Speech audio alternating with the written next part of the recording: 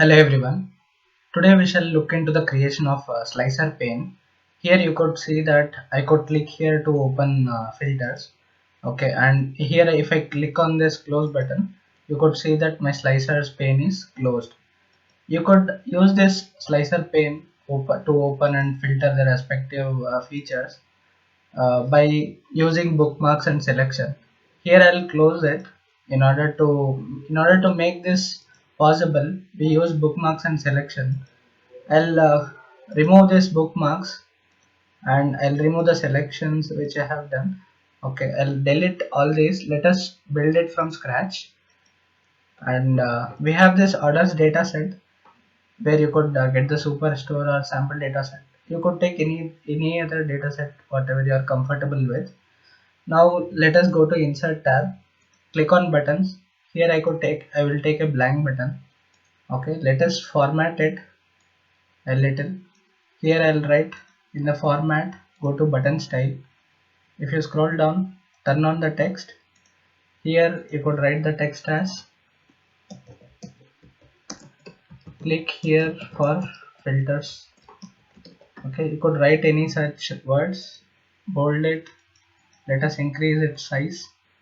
Okay, now I have created a button, and then now we would require some slicers regarding categories.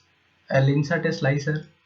Okay, let us bring slicers of particular categories. I'll bring category slicer. I'll go to slicer settings, make it a drop down. Okay, I have made this slicer. I'll copy paste it. Instead of category, I'll make other slicer which belongs to subcategory. Okay, and we shall make one more category. You could add n number of slices whatever it is required. Here I'm adding those 2 or 3 categories in order to make you understand. Okay, here we have 3 slicers. We could format it accordingly as requirement. Currently I'll show you how to utilize it. I'll go to insert, click on shape. I'll choose this shape. I'll just place it on the top of it. Okay, I'll just scroll down a little bit where I could cover the entire thing. And if I go to the shape style over here, you could see that rounded corners is around 25%. I'll just make it to some around 12% or 10% to make it little decent enough. And I'll select this shape. I'll go to format. Here you could see the send to send backward or send to back. If you click over there, it will be sent to back. Here you could see that now my shape is on back end, and I could resize my slicers to fit in the size. Okay, and based upon the size and shape and color you want, you could customize it. Now what I will do is I'll bring in a button. Okay, I'll go to insert, click on button. I'll bring in a button. This is a normal button. Okay, now let us write something in the button. Go to button style, turn on the text. I'll write X close. So here I would like to make it bold. Font color as some orange color. I'll increase the size. Okay, I'll go to size and style. Here you have background. I'll turn on the background. Here you could see that I have kept the white background by default. Okay, now this is the simple slicer pane that we have created.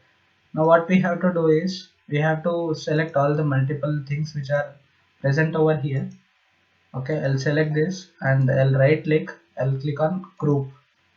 Now you could see that I have made this a group. You could move it here and there wherever you want. Okay, in your report you could position it wherever you want. Now this is a group, and now we have to create bookmarks based upon the appearance, right? We will go to bookmarks. This current position which we have, we'll add a bookmark. We'll name it as open slicer. Okay, and we shall add another bookmark by closing it. Let us move to the selection. Here you could see that there is a group of selections. Suppose that I want to ungroup it, I'll show you how to regroup it based upon the requirement. Okay, if I select over here, you could see that my button is selected. If I select on the slicer, slicers are selected, and this shape is selected, right? This shape. So all the selected ones, you just right click on that, you just group it. Now you could see that I am able to make a folder of it, or you could say a separate group of it where you have all the grouped things. Now for this bookmark, what you could just is just click on this and click on update. Here, if at all I don't want to show this for close, what I could do is I'll just unhide, go to bookmark, add a bookmark. This is my close. I'll just click on these three dots and update it. Now if I click on open slicer, it should open it. I'll go to open slicer selection. Okay, I'll uncheck this. I'll go to bookmark. I'll click on this update. If I close it, it will close. If I open it, it will open. Okay. Now let us do something with the buttons in order to make it actionable. Select the button which is created, go to format, click on this action. Okay, open the drop down, select the bookmark. Okay, this bookmark for the open slicer thing, I'll select the open slicer.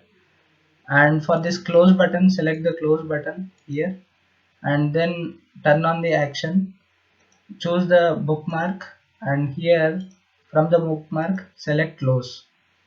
Now let us try here. If I click here, the pane will be open. If I click here, the pane will be closed. In this way we can create a slicer pane which will open a slicer pane for you, and you could apply necessary filters and then close it based upon the requirement. Okay, I hope this slicer pane creation would be helpful for you.